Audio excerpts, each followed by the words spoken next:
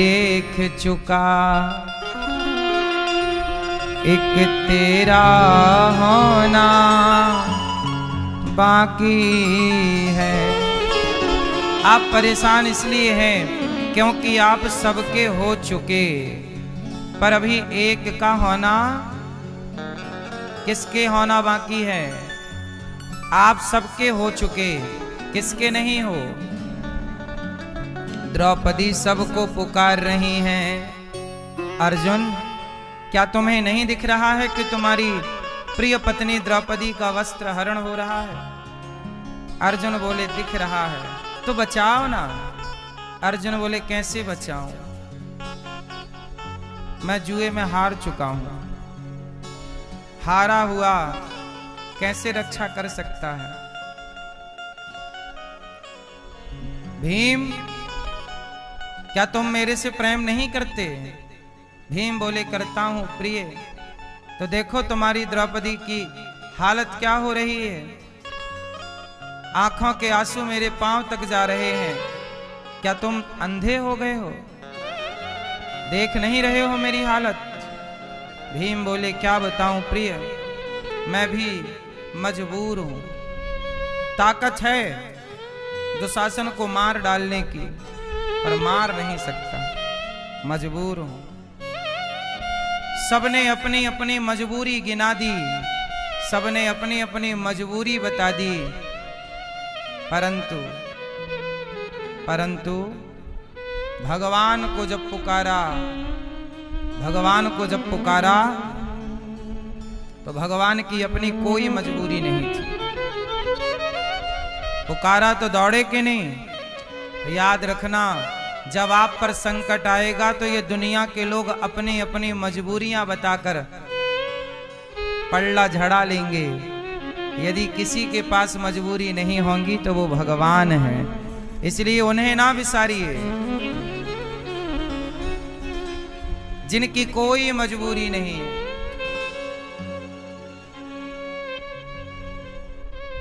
आप पर कोई संकट आ जाए तो सब लोग मजबूरी बताते हैं कि नहीं? हाँ, तो कौन है जो मजबूर नहीं है? इसलिए कहता हूं,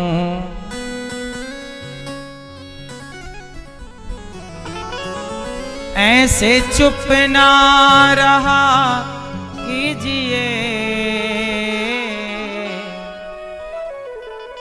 ऐसे चुप ना रहा कीजिए। ओ लाल पीली मैया, बैठ जाओ मेरी प्यारी माँ,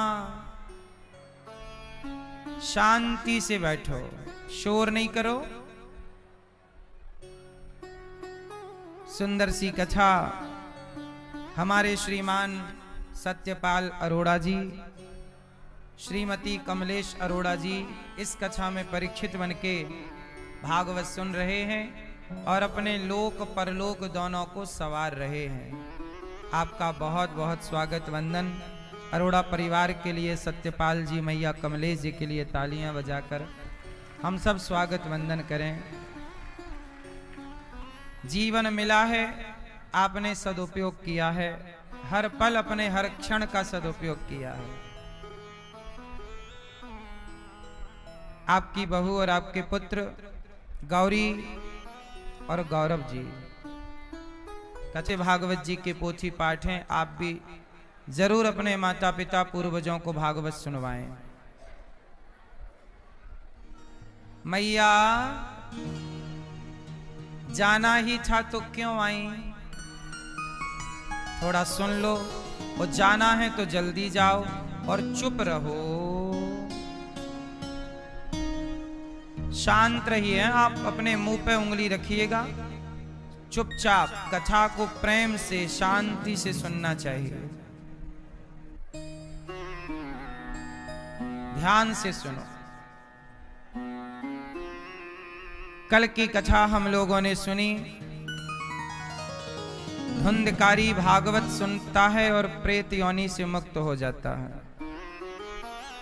प्रेत योनि से कौन मुक्त कर सकता है?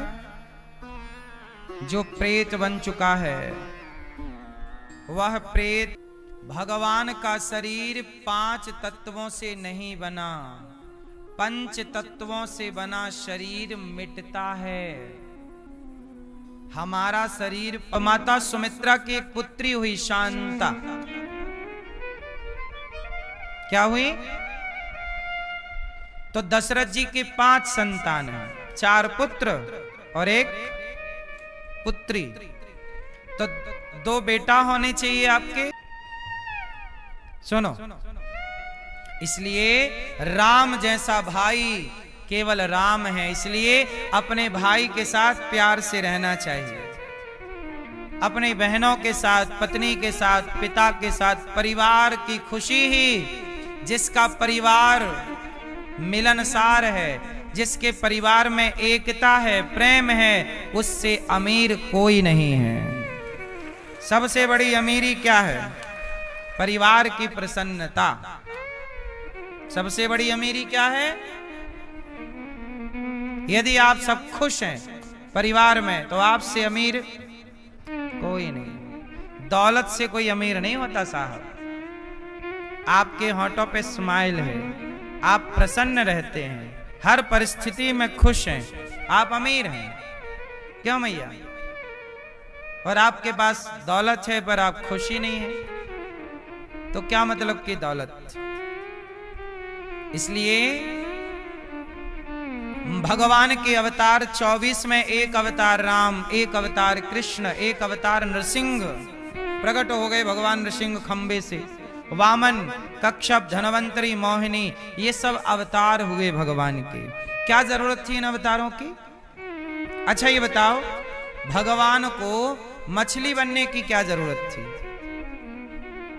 मछली जल की रानी है, जीवन उसका पानी है, हाथ लगाओ डर जाती, बाहर निकालो।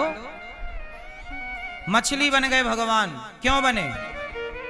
ए भैया, भगवान मछली का अवतार क्यों लिए? क्यों लिए? नहीं बताओ भैया, भगवान मछली क्यों बने? एक बार जलचर जीवों ने भगवान से कहा, जल में रहने वालों को जलचर कहते हैं, थल में रहने वालों को थलचर कहते हैं, और नभचर आकाश में उड़ने वालों को नभचर कहते हैं। तो जलचर जीवों ने भगवान से कहा कि प्रभु आप तो मनुष्यों के हैं, मनुष्य बनते हो आप बार बार, कभी राम कभी कृष्ण, हमारे थोड़ी हो आप। तब भगवान ने उन जल के जीवों के कल्याण के लिए भगवान मत्स्य बन करके आए कि जलचर को ये लगे कि भगवान हमारे भी हैं। तो जलचर बन के आए उनके लिए। कछुआ बन गए, कच्छप, मत्स्य। इसलिए अपने घर में कछुआ रखना शुभ होता है। कछुआ, आप धातु का कछुआ भी रख सकते हैं। कुछ लोग अपने घर में मछली भी पालते हैं, मतलब बना लेते हैं पानी का एक सिस्टम और उसमें मछली डाल देते हैं, कछुआ भी रहता है। मछली होना, कछुआ होना वास्तु के हिसाब से ये शुभ माने जाते हैं। मछली चांदी की भी आप खरीद सकते हैं, धातु की भी खरीद सकते हैं, अष्ट धातु की। और अपने मंदिर में मत्स्य और कच्छप रखना चाहिए, इससे शुभ होता है। मछली पूजने की चीज है, खाने की चीज नहीं। तो भगवान के ये अवतार हैं।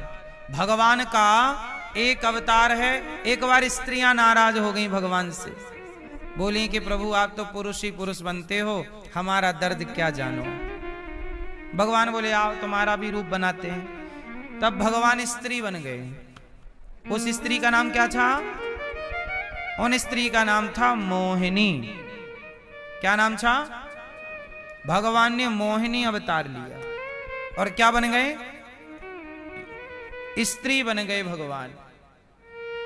और स्त्री बन के स्त्रियों को प्रसन्न किया। स्त्रियों को ये न लगे कि भगवान हमारे नहीं, भगवान सबके हैं, सबके पुरुषों से ज्यादा बल होता है, हाँ या ना? स्त्रियां, अच्छा बता, पुरुष बलवान है कि स्त्री?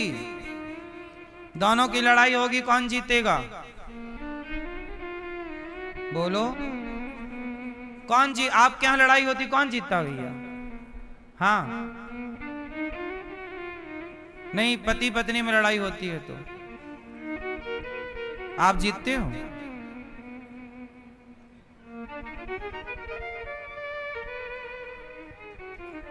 मैया आप जीतती हो?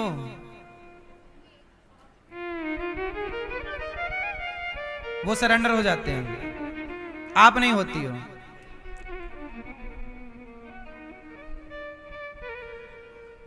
स्त्री से जीत ही नहीं सकते, इसलिए समझदार पुरुष वही है जो पंगा ही ना ले स्त्री से।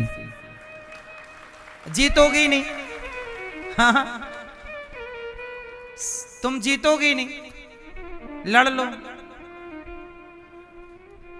इसलिए समझदारी है पंगा लेने का नहीं है, चुप रहने का। तू ही बोल।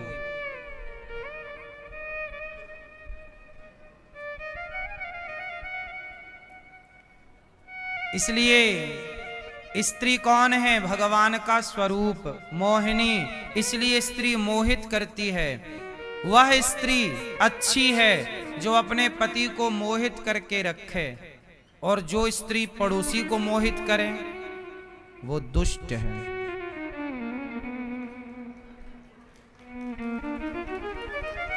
इसलिए मोहित किसे करना है?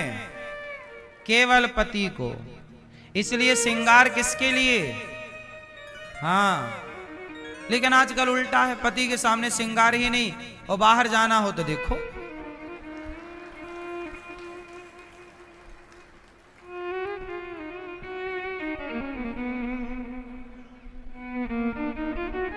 आपका रूप, आपकी सुंदरता आपके पति के लिए है। यदि संसार आपकी सुंदरता पर मोहित हो रहा है तो यह माता सीता श्रृंगार करती हैं किसके लिए? पति के लिए। अनसुईया जी श्रृंगार करती हैं किसके लिए? पति के लिए। राधा रानी श्रृंगार करती हैं किसके लिए? क्या राधा रानी का श्रृंगार किसी और के लिए है? क्या सीता माता का श्रृंगार किसी और के लिए है?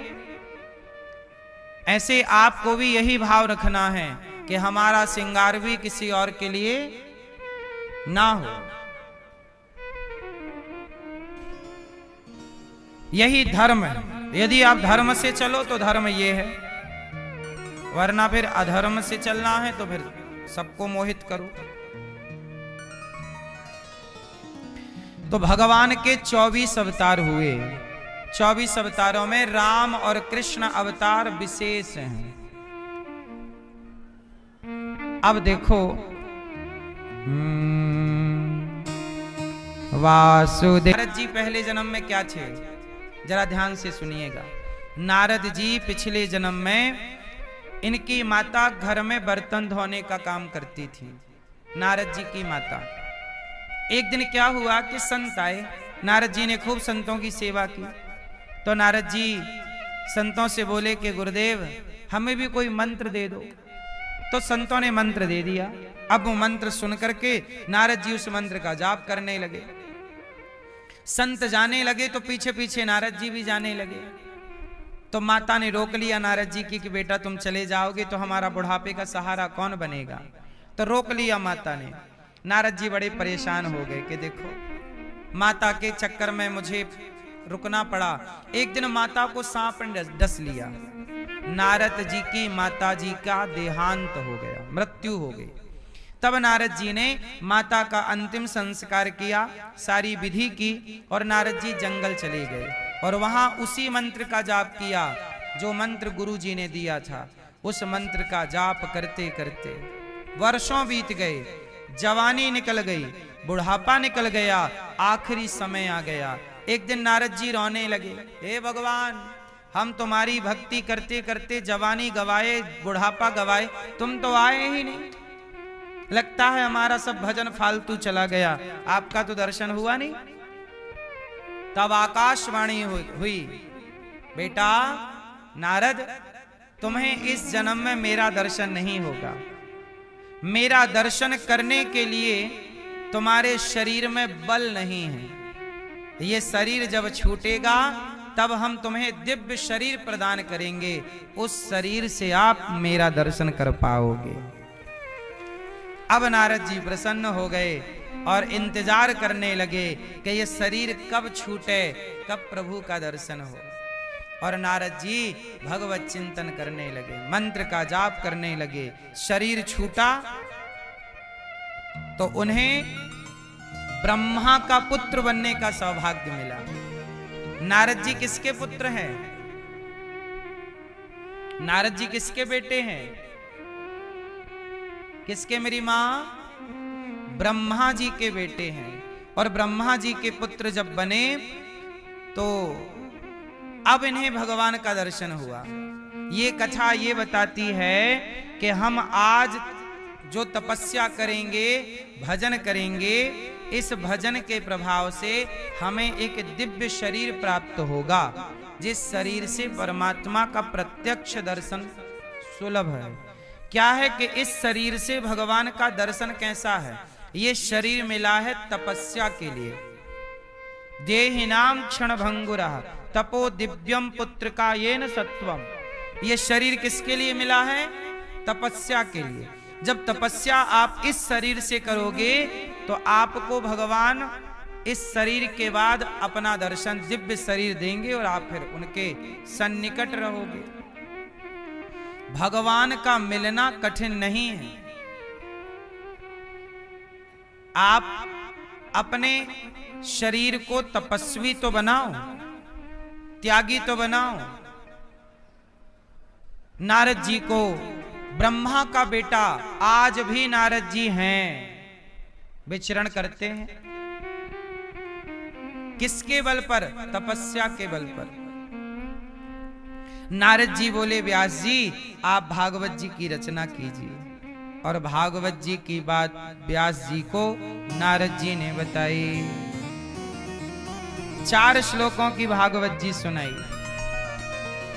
और भागवत जी की शुरुआत वेद व्यास जी ने कहां से की? महाभारत के युद्ध से। मैया महाभारत एक युद्ध हुआ। जैसे आज दुनिया भर में युद्ध चल रहे हैं, ऐसा ही एक जमाने में युद्ध भारत में हुआ था। सबसे बड़ा युद्ध कौन था? राम रावण का युद्ध बड़ा था कि महाभारत का युद्ध बड़ा था? जोर से मैया, कौन सा युद्ध बड़ा था? कौन सा? आप थे उस महाभारत में? कौन सा युद्ध बड़ा मेरी मां? महाभारत आपने देखा है? सुनो, राम रावण का युद्ध सबसे बड़ा था। महाभारत के युद्ध में तो कोई योद्धा ही नहीं था। अच्छा बताओ, रावण बड़ा योद्धा था कि अर्जुन, पितामह, कृपाचार्य, गुरु द्रोणाचार्य? बताओ, रावण जैसे योद्धा की बराबरी कौन सा योद्धा कर रहा था महाभारत का? जरा नाम बताओ। क्या रावण जैसा बल अर्जुन के पास था? उत्तर। क्या भीम के पास था? अरे रावण की छोड़ो, क्या मेघनाथ जैसा बलवान कोई था? उत्तर। भैया छोड़ो, कुंभकर्ण जैसा बलवान था? उत्तर। बोलो। नहीं।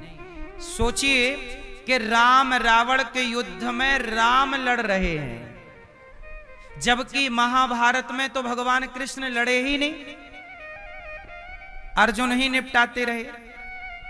हम ये नहीं कहते कि कृष्ण नहीं लड़े, ना करते हुए भी कर वही रहे थे सब, लेकिन उस युद्ध में भगवान को लगा कि कोई इतना है ही नहीं कि जिससे मुझे लड़ना पड़े, पर राम को लड़ना पड़ा। तो जरा सोचिए कि जहां भगवान खड़े हो, हनुमान जी खड़े हो, हनुमान जी भी लड़े।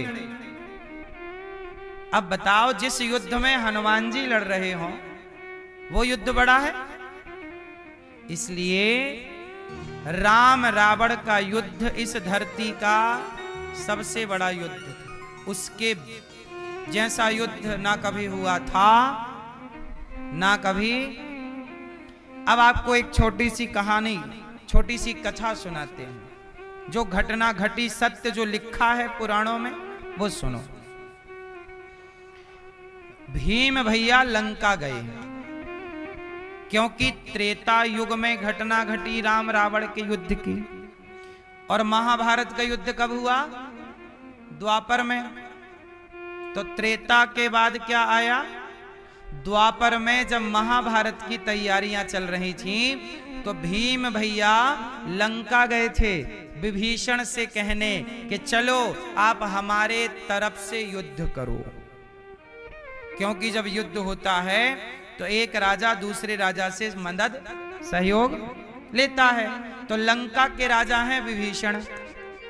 तो भीम भैया ने कहा विभीषण आप चलो और जरा हमारे उस युद्ध का दर्शन करो और आप हमारे पक्ष से। तो विभीषण जी बोले ऐसा है कि ये हमारे लेवल का युद्ध नहीं है। हमारे लेवल का युद्ध जब हमारे लेवल का है ही नहीं तो हमारे जाने का क्या फायदा है। लेवल की बातें हों तो चलें। भीम भैया को लगा क्या बात कर रहे हो, हमारे लेवल का नहीं है। अरे बहुत बड़ा युद्ध होने वाला है, आज तक ऐसा युद्ध नहीं हुआ। भीम भैया बोले, विभीषण बोले सुनो महाबली भीम, हमने राम रावण का युद्ध देखा है, उससे बड़ा नहीं हो सकता। भीम भैया बोले नहीं बड़ा है। तो अब कैसे निर्णय होए कि वो वाला बड़ा था युद्ध के ये वाला? तो भीम भैया को लेकर के विभीषण जी गए एक तालाब में। कहा जाओ तालाब में डुबकी लगाओ और ये पता करके आओ किसकी गहराई कितनी है। भीम भैया उतारे कपड़े, बड़ा दुष्ट था। लेकिन एक बात बताएं, रावण ने सीता मां को चुराया, ये बात थोड़ी देर के लिए किनारे कर दी जाए तो रावण में बहुत सारे गुण भी थे। क्योंकि एक अवगुण के कारण उसके सारे गुण ढक गए, लेकिन उसके बहुत गुण थे। रावण के बारे में सुनो। रावण सबसे पहले तो बहुत सुंदर था। रावण कैसा था? बहुत ही सुंदर था। जो स्त्री रावण को देखती थी वो रावण को प्राप्त करना चाहती थी। सबकी बात नहीं है, सामान्य जो दृष्टि है। रावण बहुत सुंदर था, जहां से जाता वहां की स्त्रियां रावण को देखकर मोहित हो जाती। रावण बहुत बड़ा नीतिज्ञ था। क्या था? क्या था?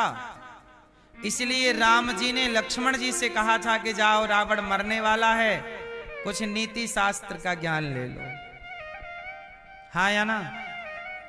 तो कुछ नीति रावण से ले लो, क्योंकि रावण एक महान शासक था।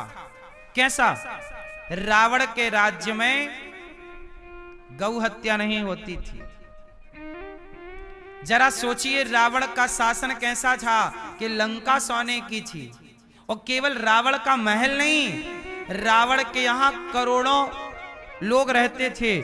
तो करोड़ों लोग जो रहते थे उनके यहां भी संपन्नता थी। मतलब लंका पूरा एक देश मान लो। लंका जो देश है वो संपन्न था। क्यों? क्योंकि रावण की अर्थनीति अच्छी थी, राजनीति अच्छी थी। रावण बहुत बड़ा पावरफुल था। देवता भी थर थर कांपते थे। सिंहासन के नीचे तो शनि महाराज को रखा था।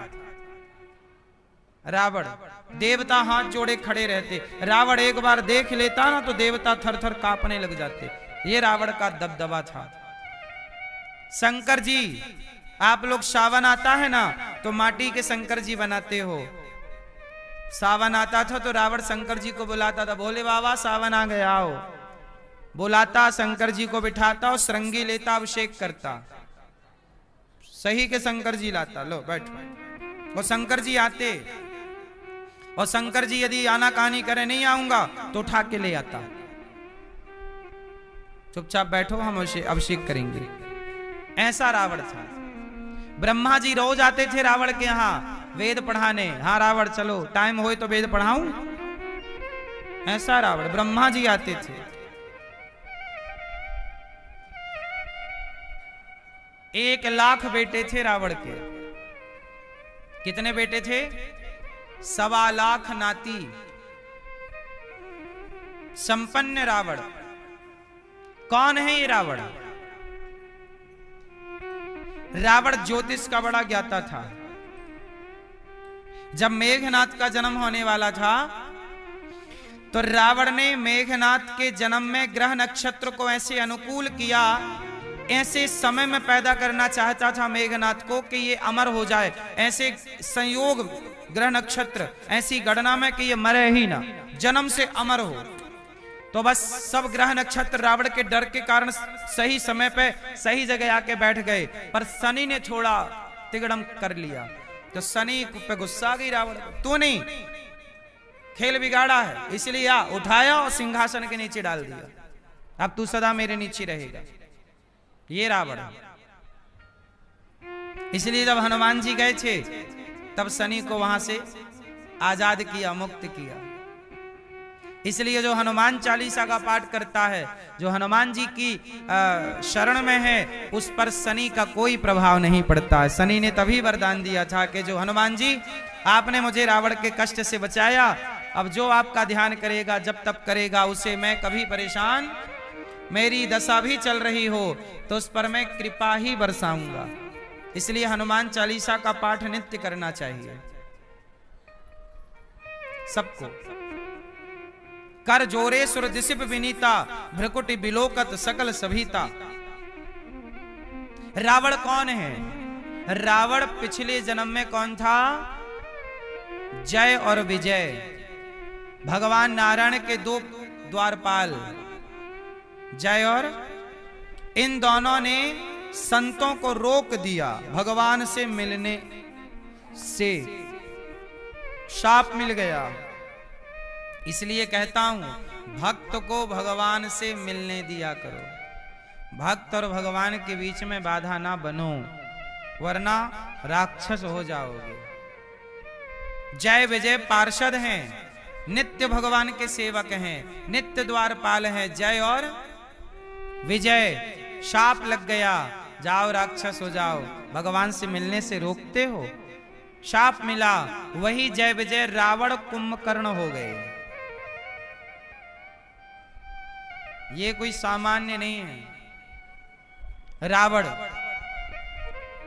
बस एक गलती कर दिया उसने, सीता मां को चुरा के ले आया, नियत बिगड़ गई। जगत जननी पर नियत बिगड़ गई। इसलिए कहता हूं आप कितने भी विद्वान हो, आप में लाख गुण हो, पर यदि आप में एक अवगुण आ जाए, एक अवगुण कौन सा? पराई स्त्री का अवगुण। बाकी अवगुण तो चलो छिप जाते हैं, बाकी अवगुण तो छिप जाते हैं, पर पराई स्त्री का अवगुण आ गया यदि आपके अंदर, तो आप कितने भी बड़े ज्ञाता, कितने भी बड़े बलवान धनवान हो, समाज आपके पुतले ही जलाएगी। आपकी अच्छाइयां लाख हों, लेकिन उन अच्छाइयों को ना देखा जाएगा। आप लोग शिव तांडव पढ़ते हो कि नहीं? जटाटवी गलत ज्वल प्रवाह पावित स्थले गले वलम विलंबितां भुजंग तुंग मालिकां डमट डमट डमट डमन निनाद डमर वयम चकार चंड तांडवम तनोतु नः। ये किसने रचना की? शिव तांडव स्तोत्र की रावण ने। सोचिए तांडव, जो शिव तांडव हम और आप लोग पढ़ते हैं, वो लिखने वाला कौन था? रचने वाला कौन था? जरा सोचो कि रावण कितना विद्वान था। रावण ने एक पुस्तक लिखी है, उस पुस्तक का नाम है रावण संहिता। आज भी पढ़ी जाती है, ज्योतिष की बहुत बड़ी पुस्तक है वो। रावण इतना विद्वान था कि उसके लिखे ग्रंथ त्रेता के बाद द्वापर निकल गया, द्वापर के बाद कलयुग चल रहा है, युगों बाद भी रावण की पुस्तक पढ़ी और सुनी जाती है। रावण संहिता, रावण संहिता के अनुसार ही ज्योतिष का हिसाब किताब चलता है। मतलब बहुत बड़ा पंडित था वो, बहुत बड़ा ज्ञाता। इसलिए तो कहते हैं, इसलिए तो कहते हैं, हाँ कहते हैं कि वेद जो पढ़ते हैं, वेद जो पढ़ते हैं ज्ञानी कहलाते हैं। वेद जो पढ़ते हैं ज्ञानी कहलाते हैं। पर रावण के जैसा, पर रावण के जैसा कोई ज्ञानी कहाँ होगा। जब भक्त नहीं होंगे भगवान कहाँ होगा। हर एक समस्या का समाधान कहाँ होगा। मेहमान मेहमान जो आते हैं मेहमानी होती है। मेहमान जो आते हैं मेहमानी होती है। बताओ आज तक के इतिहास का सबसे श्रेष्ठ मेहमान कौन सा है? ये मैया बताओ, किस मेहमान को आज तक याद किया जाता है? विद्वानों में रावण को आज तक याद किया जाता है, मेहमानों में किसे? मैया मेहमान जो आते हैं मेहमानी होती है। पर भक्त सुदामा सा मेहमान कहाँ होगा। पर भक्त सुदामा सा